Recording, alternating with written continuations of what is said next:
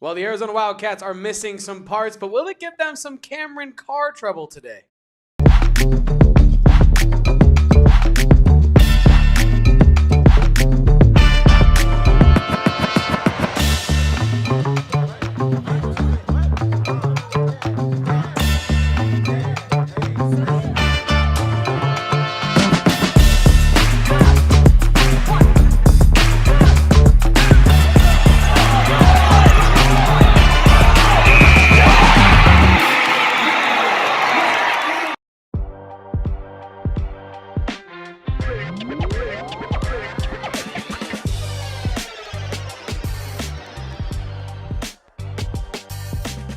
Welcome on into the AZ Wildcats pregame show, live from Studio K, presented by our friends over at Circle K. It is the AZ Wildcats podcast. I'm Damon Fairall, aka Damon Dog. That's Kevo Post, aka Kevin Thomas. Why don't we just throw it around, flip it on you right here off the top? And of course, the Arizona Wildcats en route on the horizon to play Baylor, one of the more disappointing teams here in the Big 12 this season. In doing so with Anthony Del Orso, who is expected to play tonight per Bruce Pascoe, and without Koa Peat, who is a game time decision, but it will probably not play per the same report by Bruce Pascoe. So Arizona, will be with Anthony Del Orso, which has been enough in the last two games versus two ranked opponents, one being, number 2 Houston on the road, the other one being number 23 BYU at home. And now you play Baylor, which I mentioned is one of the more disappointing teams. Do the Arizona Wildcats have enough? Kevin Thomas, what say you? They got more than enough, baby. This is Baylor. This is not Houston. Respectfully, I'm not trying to disrespect Scott Drew, but I think if we're just looking at this matchup objectively, and you and I were talking about this pre-show, I am of the belief that even without Koa Peat, this front line of Arizona, if they are who we think they are, which over 27 so far games, they have been exactly that, they will be dominant against Baylor tonight. Now, does Baylor have some top-end talent? We're going to get to that top-end talent in a little bit. Yes, they have two borderline lottery guys on their team. Even in this stacked year of a draft class, Tounde, Yessoufou, and Cameron Carr can give you 3-and-D problems. They really can. They can hit the three, and they can play really high-level defense. It's not impossible that Arizona loses today, but I do think it is highly improbable. I think Arizona has too much talent. I think they have they're too well coached this year. They're very disciplined, this Arizona Wildcats side. I don't think this is a team that falls victim. They have yet to fall victim to a trap game scenario. They have yet to fall victim to a letdown spot, really. You're human. You're going to have games where you don't perform as well as other games, but it doesn't seem like it's ever like a contextual problem as to why they're not performing well. And by that, I mean it doesn't ever seem like, oh, well, you knew they were going to lose because they were coming off that big win and they just don't play hard after a big win. This team is pretty consistent, and I think that we've seen even without Koa Peat, Dwayne Aristode, even with a banged-up ankle on ADO for the latter half of that second half against Houston, Arizona has enough to get it done, right? I think you have Jaden Bradley, you have Braden Burries, albeit maybe suds yet still, maybe recovering from the suds. I don't know what's going on with that, but you have enough, right, in the backcourt, and that's not even to mention what you got going on in the front court. So, yes, it's going to be a closer game than maybe it would be ordinarily with Koa Peat and Dwayne Aristode in a fully healthy squad, right? No sickness going through, whatever, but I still think they got enough, Damon. How do you feel about it? Yeah, I certainly, Arizona is obviously the favorite, and depending on, what book you look at is still around like a 8.5 point favorite, 7.5 point favorite. But it has, Kevin, drastically gone down from where it opened. It was a 12.5 point line to start. Our friends at Bet365 now have it at +7. So I do think that this is a bit of a trap game. You come off the emotional high of playing Houston on the road, a game that, kind of gave you a leg up on the conference moving forward. And then you play Baylor in what is an arena that can get pretty loud, and it can be, one of the more difficult places to play in the conference if they're playing well. And, when we talk about it a lot this season, I joke about it all the time. Like, this is their Super Bowl. They're going to show up and try to beat the number 2 team in the country. It's been a disappointing season, but as you mentioned, they do have some top end talent that, it does take to beat an Arizona team. I think that this one is a bit of a trap game, but I also think that Arizona is the better team. And, I would be lying if I said I didn't put my money where my mouth is a little bit and put some money down on this spread as well, Kevin. I mean, I love that. I love that for you and the propensity for you to maybe make some money tonight. But yeah, I do think, just to wrap that up, I do think Arizona has enough to get this W. I think Arizona has enough to literally beat any team in the country. Now, whether they have enough to beat any team in the country without Koa Peat, Dwayne Aristode for extended stretches, that is yet to be seen. Sure was damn good enough against Houston to get the job done on the road, right? So I feel as though, Damon, that Arizona does have enough despite the spread moving this or that. And I think we know with the way that these betting lines have a propensity to move with injury news and this and that. And there's a lot of money in Baylor as well. And if you're a Baylor fan, you're looking at this if we're going to get them, it's going to be with Scott Drew at home and with, Koa Peat out and with Dwayne Aristode out and with Cam Carr and Tounde Yessoufou lighting it up. You can easily talk yourself into that if you are not an Arizona fan or if you are a Baylor fan specifically. You could talk yourself into that for sure. But I do think that Arizona is going to make this one look somewhat easy. There might be times in this game where Baylor makes it, a 6-point game, a 4-point game. They might even tie it, right? But I'm not too concerned about over the course of 40 minutes, Arizona letting it slip to Baylor. Unless, and this is what you and I were talking about pre-show, unless Cam Carr and Tounde Yessoufou combine for one of the best 3-and-D duo performances we've seen all season, which is not out of the realm of possibility. But like I said earlier, I think it's highly improbable. Cam Carr, as much as I love him as a prospect, and I really do love him as a prospect, he can be forced into some really disadvantageous situations for him as a shooter. I think, let me pull it up so I don't, put some smut on his name without good reason. But there have been multiple times this year where specifically he's gone 1 for 11. I'm thinking twice, I think. I know for sure against Cincinnati. I'm pulling it up right now. Against Louisville, went 1 for 11 from the field, 1 for 7 from 3. Against Cincinnati, 1 from 11 from the field, 0 for 4 from 3. Against Houston, 3 for 9 from the field, so didn't even get that many shots up against Houston. Played a full 34 in that one and went 3 for 6 from 3. I say all this to say Cam Carr, for as much as he can light it up, for as an athletic freak that he is, for all the 6'5" lengthy frame that he's got, he can be put into some tough spots and he can be made to look very not lottery-like, I'll say. Right? And I think if Cincinnati can do that to him, I think Arizona can do that to him. If Louisville can do that to him, I think Arizona can do that to him. If that was just a one-off performance from Cam Carr, I think I'd be a lot more inclined to be watch out for him just lighting us up regardless of the defense we play. But I do think that makes me feel better, right? That I know Arizona, the one thing that is going to travel is always defense. And we saw it against Houston. I think we're going to see it again against Baylor. I was just about to point that out. I think, you look at that Houston performance on defense in particular, especially the way that you close out that game. It's hard to not be just as encouraged as can be about something like that, right? And then, now you're playing against a Baylor team that is in no way, shape, or form on Houston's level. And, I think it's just about playing every single game and keeping the focus and acting as, treating it as if it's as important as that Houston game, because they all count the same in the standings at the end of the day. And I really do think that it's kind of like do you trust Tommy Lloyd to get the boys ready to play in a way? Because this could be a trap game, but I think only if you really treat it like, oh, we're better than Baylor. We're going to beat Baylor. But if they play to, a level that we've seen all season long where the intensity seems game in and game out, like it's consistent, I don't necessarily feel like it's going to be something that is, I don't know, too worrisome from an Arizona fan perspective. I feel like you just handle it like you've done, like you've proven that you've been handling business all season long. You're going to walk out against Baylor with a 14-point W, cover the spread easily. People are going to be saying, what were we thinking? But it's about, I think, keeping that mentality, right? And I that's the one concern. So are from my perspective, at least, are you completely unconcerned by that, Kevin?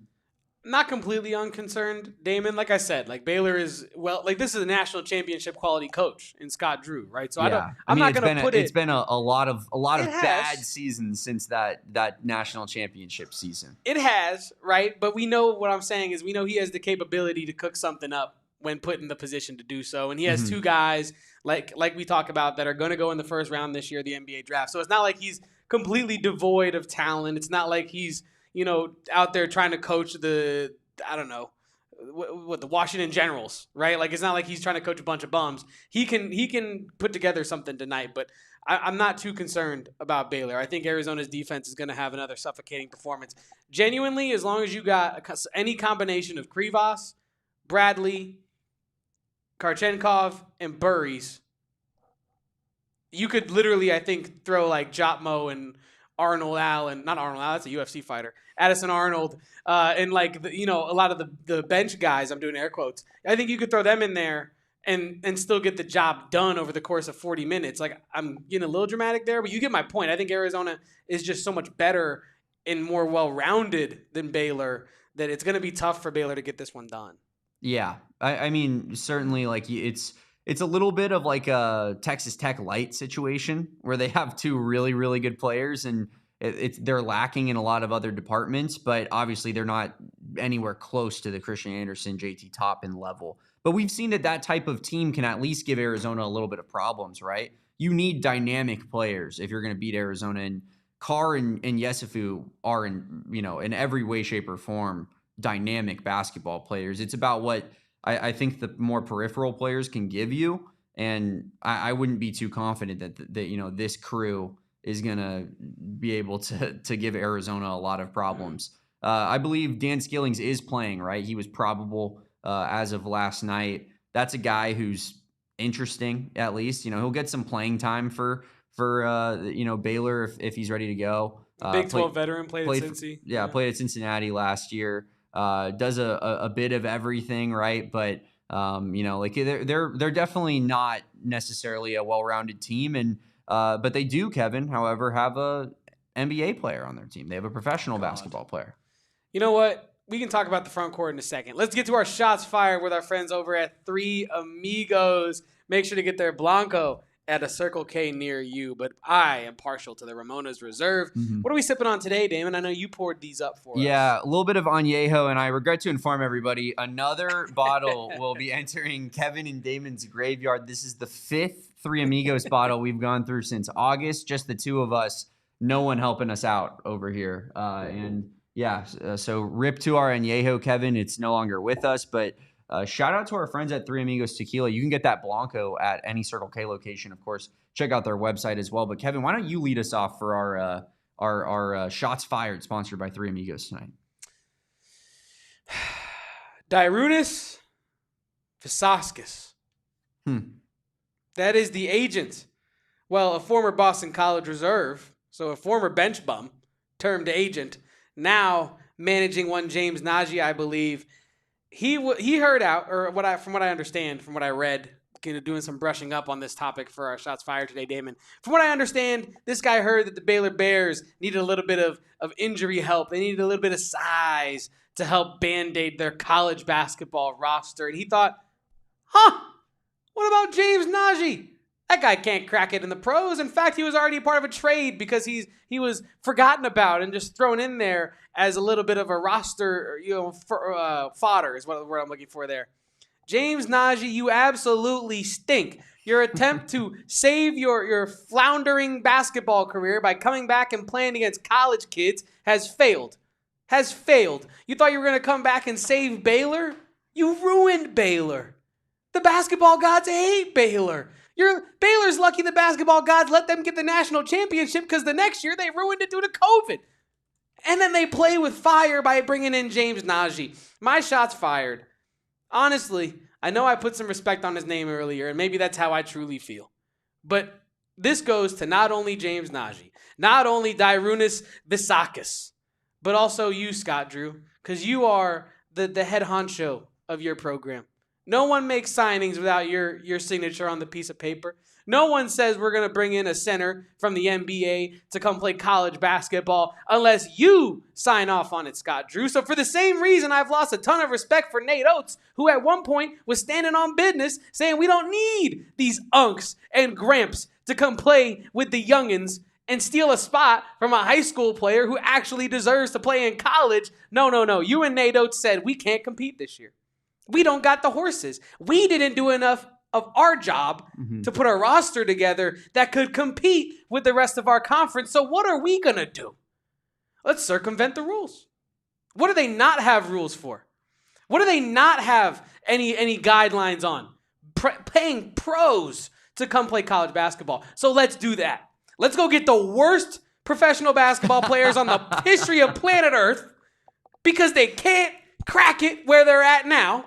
They're looking for a way to revitalize their shitty career. And they come back to college and they stink just as bad as when they left. Who would have thought? So James Najee, you suck. Scott Drew, you suck. And Nate Oates, you're a fraud. Thank you, Three Amigos. Shout out Kevin Thomas bringing the heat today. Kevin, I'm not going to lie to you. I was like, I'm grasping at straws here. You know, it's not like Baylor and Arizona are going toe to toe with in a lot of these situations. And I'm sitting up here and I'm thinking, who can I go after Kevin goes after James Najee, who absolutely deserves it. And I was going to go in the direction of Scott Drew. Yeah. But then you were like, you know what? Scott Drew can get it, and a little bit of Nate Oates at the end, right? And yeah, I mean, like I said, I'm grasping at straws, but I'll go in this way with Scott Drew, Kevin. You win a national championship, you go 28-2, 13-1 in the Big 12. Wow, what a season! Yeah, you follow it up with a round of 32. 2022-23 next year, you go round of 32. Oh, what's that? What do you do the next year in 23-24? You go to the round of 32. And what was last year's performance? Oh, that's right. The round of 32. Scott Drew, you've been running in place for what is this now? 4 straight seasons until you got to 25-26. And then you fell off of a San Francisco-sized cliff. Straight down. Straight down. You didn't see it coming. It was a straight 90-degree drop down. And Baylor stinks. 13-12. 3-9, soon to be a 500 basketball team, including the non-con, Kevin. And you won't sniff the NCAA tournament. Have fun in the crown, Scott Drew. This is what you get for bringing in a professional basketball player to your team in the middle of the season, you absolute dork. It's really fitting, you know, that we're sending off Scott Drew to like the crown tournament and like the NIT and whatever the hell inferior tournaments that Baylor might not even go. I don't think. Baylor might not even go. You know what I mean? Yeah. They might just be like, you know what? We're too good for this. We have professionals on our roster. We're not going to play in this invitational. But yeah, either way, shout out to Three Amigos. No shout out to James Najee. No shout out to Scott Drew because they're the ops, not only tonight, but for forever, apparently, and in perpetuity. Because if you're a college basketball fan, Scott Drew and Nate Oates, they want to kill the damn game. So salute, cheers. Whatever the hell you say, shout out to our friends over at Three Amigos, Damon. And shout out Real Pigeon as well. You're so right. I could always just go after BYU fans. That is such a good point. I forget that crutch is available to me at all times. ASU and BYU fans, I feel like, I mean, I make it's the joke that I pick them as my shots fired every time we play one of those two schools in any sport, but I mean, I could do it when we're not playing him. Hey, guess what? ASU fans, you suck. It'd be really funny if you went to ASU fans after they just took a loss to Baylor to like kill their hopes of making a tournament. True. Baylor did end their season and likely Bobby Hurley's ASU tenure. Yeah, that would have been really funny, like flipping it to just continue the bit of blaming ASU fans for everything. But let's talk about the hoops. Let's talk about what's going on in this Arizona versus Baylor matchup. We've gotten the negativity out the way. Let's talk basketball. These are my keys to the game for Arizona versus Baylor. You have to force Carr and Yessoufou into tough shots. Now, what have teams been doing to Arizona? Right? They've been forcing Jaden Bradley into tough twos, really long twos, threes that he's maybe not comfortable taking right now. They've been forcing everybody on Arizona, Krivas especially as well, to take shots from just outside their comfort zone. And you know what? Two can play at that game, Big 12, because you got players that are also uncomfortable when pushed out of their comfort zone. Cam Carr, we've seen it twice now this season. Well, multiple times, but twice on a real big, loudly bad level. 1 for 11 against Cincinnati, 1 for 11 against Louisville. I think Arizona is a better defensive team than both of those sides. Now, I'm not saying Cincinnati's, weak when it comes to defense. That is literally what's keeping them in the C tier of this conference right now. If you know our tier rankings, then you know. And with their recent stretch of play, we can get into it later in the week, but they might be top of the C tier. But they're playing very well right now is my point. So that is not to diminish what they're able to throw at Cam Carr, but I think Arizona can throw that and more at one Cameron Carr. And I think they can make it really hard for him to get going. I was talking to Damon a little bit before the show, and I also had it in my notes from this morning because I woke up and I was like, if Baylor is going to win, what is it going to have to take? Right? And I think I came down to it's probably going to take like 20 plus from Cameron Carr and probably 4 made threes on decent efficiency.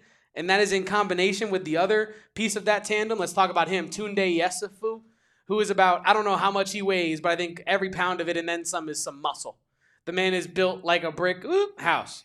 You know what I mean? Like he is the pregame show, Kevin. Yes, true. He's built like a brick shit house is what he is. He's a big SOB is one Tounde Yessoufou. He is a defensive stalwart, right? He's very good defensively, extremely active defensively, gets a lot of steals. He can also knock down the three at an increasingly good volume as well.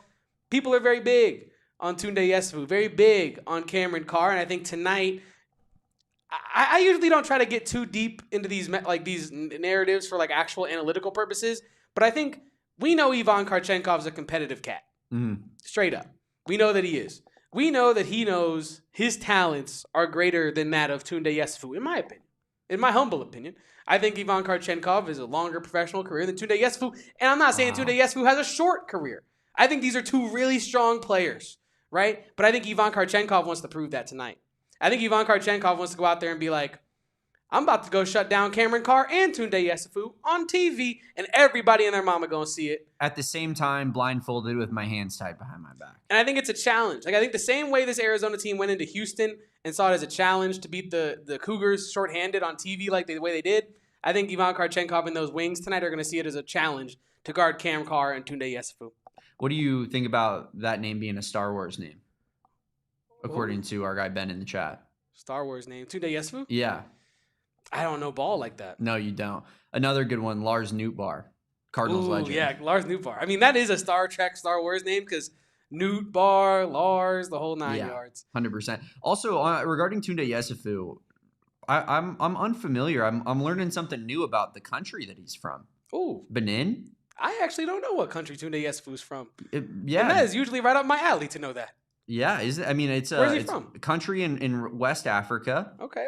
French-speaking West African nation, Benin. I hope I'm saying that correctly. But I'm unfamiliar. I'm unfamiliar with their game. We'll have to learn something about that country before we get on to. Oh yeah, look at that nationality, Beninois. Wow, look at that. Very interesting. We learn something new every day about one Tounde Yessoufou.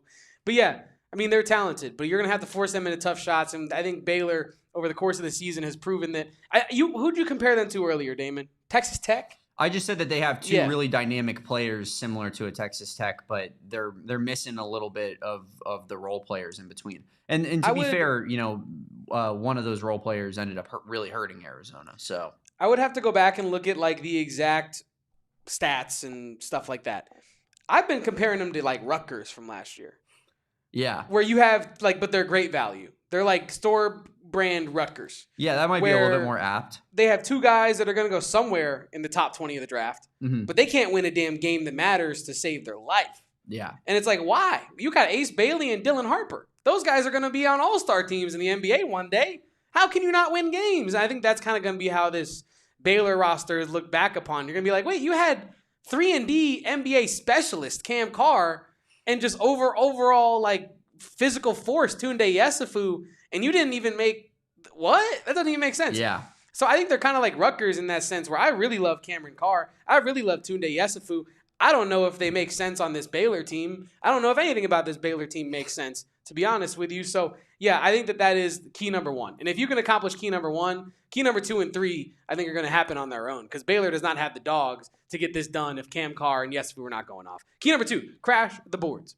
Baylor is a weird team. You listen to some preview shows, Damon, and I listen to about all of them. Before we do these, I want to make sure I'm making everything, not missing a damn thing. Some people think Baylor can't rebound if their grandmother's life was on the line. Some people think Baylor is a sneaky good rebounding team that actually could hang with Arizona on the boards. And I don't know what to make of it, because I don't think they can hang with Arizona on the boards. Some of the statistics say that maybe on the offensive side of things, Baylor can hang with Arizona, but I just don't see the size. Like Tounde Yessoufou, as good as he is, as athletic as he is, he's 6'5". Cam Carr, also 6'5". But Cam Carr, probably 190 pounds soaking wet, right? Caden Powell hasn't had a 10-plus rebound game since, like, December, something in there. Like, the trio of bigs that Baylor rolls out there, they don't get high number of rebounds in any game, really, ever. And I think Arizona, like Tobe Awaka, he can go out for like 20 boards tonight. You know what I mean? Just playing the way that he does. And I know they don't have Koa Peat, but Baylor has little to no size, in my opinion. They have James Najee, who counts as a 7-footer, right? You have Michael Rataj, who's out there at 6'8". But really, it's Caden Powell and Tounde Yessoufou, and you just don't got the size to hang with Arizona. So I think if Arizona puts an emphasis on the boards, they kill Baylor tonight. Dude, James Najee really stinks. Dude, he's garbage. 1.6 points per game and 2.6 rebounds per game. All these he's straight up horrific. All these dudes that came back to college stink. The best one is probably the dude on BYU, right? He's at least in like the rotation and is like okay. Kennard Davis. Yeah. Oh, was that Kennard Davis? Right or no? No, it was that Abdullah. Ali. Abdullah Amir. Amir, yeah. Yeah, you're right. For sure, Abdullah's his first name. It's Abdullah Amir. You're right. Okay. You're 100% right. No, I mean, this Baylor team, I mean, they got 5 guys who average over 5 boards, which is interesting, but no one over 6.5. I mean, you should be able to, with Mo Krivas and Tobe Awaka out there, essentially get every single rebound available, and Braden Burries, can kind of help clean up the in-between stuff. Yes, and then final key to a dominant victory, feed the bigs. We already talked about it. Baylor cannot hang with you in the front court.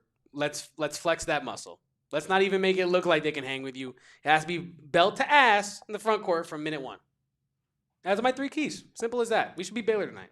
Yeah, no doubt. I agree. You look at Baylor on KenPom, they're top 50, which is interesting, and I think it goes to show kind of what we've been talking about all year. Doing the hang in there, kitten. Yeah, I mean they're KenPom like top 50. They should be better than what they are. So the record I think is a little bit of like beware going into this game, especially at home. They have a great arena. Like I said, I think that they're going to treat this game like it means everything because essentially it does. From here on out, they probably need to win every single game in order to make the tournament or even have a slight chance or sliver of hope. But yeah, I mean, they just don't have the size to compete with Arizona. They give up a lot of offensive rebounds as well, which, that benefits Arizona. Yeah, I think this one should be an easy Arizona W, and that's why I have it as an Arizona W. Kevin, let's look at our score predictions here. I got us covering the spread barely at 9 points here, 74-65, but I do think that it's an under cash.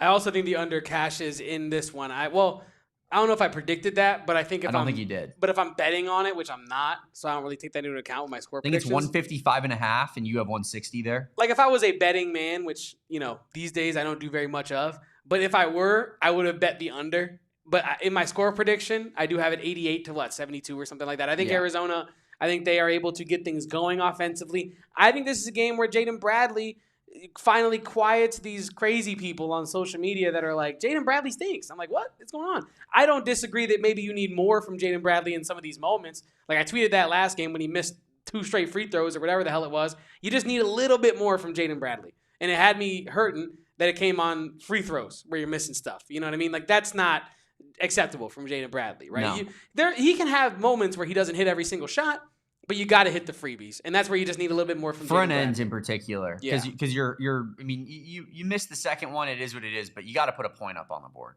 Yeah, I think tonight where your guards can get going, even if Braden Burries has the suds, I think he can maybe get going from a facilitation standpoint. And I think you put up almost 90 on this Baylor team that really should not be on the same court with you, in my opinion. As Andrew says, haven't put up 85 plus since that ASU game, which was quite a while ago at this point. So if your prediction comes true, Kevin, it would be a good sight to see for Arizona fans out there who are missing a little bit of this offense. I got a lower score prediction because I just think that with the short rotation, that's the way that Arizona is going to want to win this game, and it's just going to take some locked-in defense. And I think if your effort level is there, you win this one, and it shouldn't be too difficult because I don't think Baylor has the horses to keep up with Arizona, and this defense is just too damn good. I mean, you saw them dominate Baylor at the end of that game.